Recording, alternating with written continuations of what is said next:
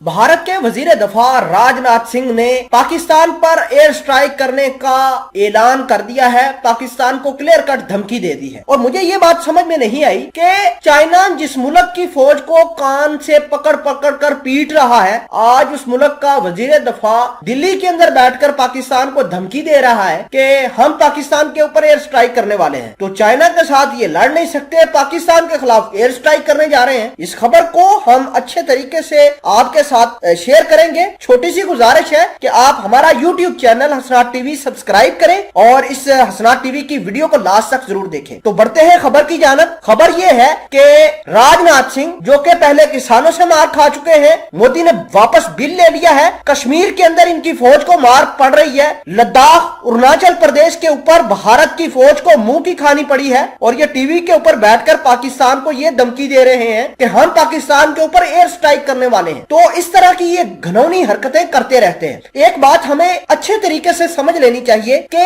भारत की जो सिविलियन क्यादत है, वहां की एयरफोर्स, वहां की आर्म फोर्सेस से ज्यादा पावरफुल है। और राजनाथ सिंह जो बात कह रहे हैं उसमें हकीकत जरूर शामिल है। देखिए कि हमारी तो यहाँ पर पॉलिटिशियन इतने स्ट्रांग नहीं है जिसकी वजह से हमारी जो है जो एजेंसीज होती हैं वो खुद फैसले लेती हैं बड़े बड़े, लेकिन भारत के अंदर ऐसा नहीं है। भारत की फौज सिविलियन क्यादत के नीचे है और राजनाथ सिंह ये स्टेटमेंट जो जारी कर रहे हैं ये इंतहाई भयानक है। और आपको ये बता दें कि भारत जो है अपने लोगों को कन्विंस कैसे कर रहा है, इस तमाम तर खेल के लिए अपनी अवाम को तैयार भी कर रहा है कि हम चाइना के खिलाफ अटैक नहीं कर सकते क्योंकि वहां पर मौसम अच्छा नहीं है, वहां पर जहाज नहीं चल सकते। और इन्होंने एक और मंसूबा बनाया है भारत वालों ने, क्योंकि पाकिस्तान और भारत के जो हालात है ये खराब रहते हैं, चाइना पाकिस्तान के बॉर्डर के ऊपर भी आकर बैठ गया है, तो हम चलो चाइना को उधर नहीं मारते बल्कि चाइना के जो फौजी पाकिस्तान के अंदर बैठे हुए हैं, खसूसन स्कर्दू एयरबेस के ऊपर, इसके अलावा कश्मीर के आसपास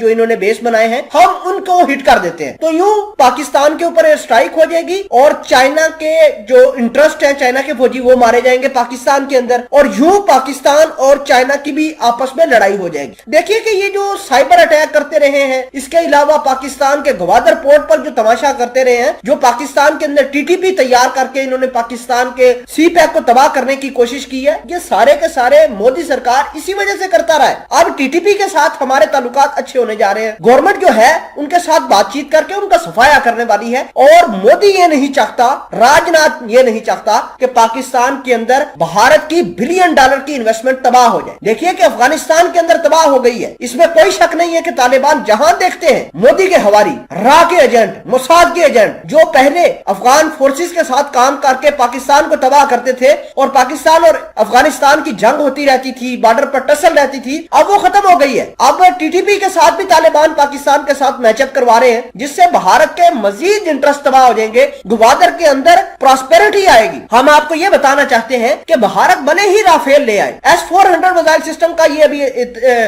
इंतजार कर रहे हैं कि S-400 मिसाइल सिस्टम आएगा तो वो हम बॉर्डर पर लगा देंगे और अपने ये राफेल भेजकर पाकिस्तान के ऊपर अटैक करेंगे। जब पाकिस्तान का जो है फाइटर जेट आएगा तो हमारा S-400 मिसाइल सिस्टम मार गिराएगा। तो हम भारतीयों को यह बताना चाहते हैं कि भारत की सोच उस लेवल की नहीं जा सकती जहां तक की प्लानिंग पाकिस्तान ने करके बैठी हुई है। और पाकिस्तान की फौज अल्लाह के ऊपर भरोसा करती है और भारत के हथियार जितने मर्जी ताकतवर हो, इंशाल्लाह इनको निस्तो नबूद करेंगे, धूल चटा देंगे।